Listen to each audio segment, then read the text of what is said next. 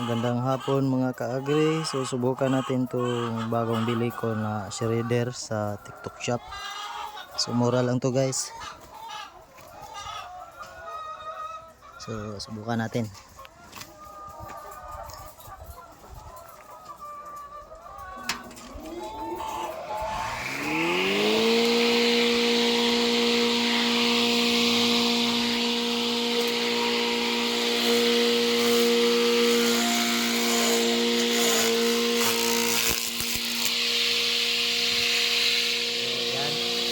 Yan yung na-shred niya. So ito, subukan natin to.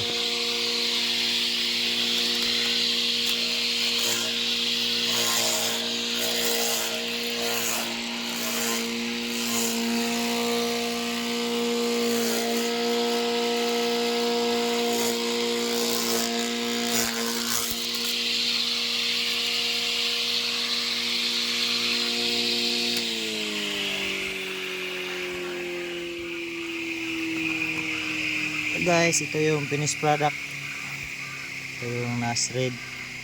So sa paraan na ito, mas madali na yung pagtadtad natin ng damo.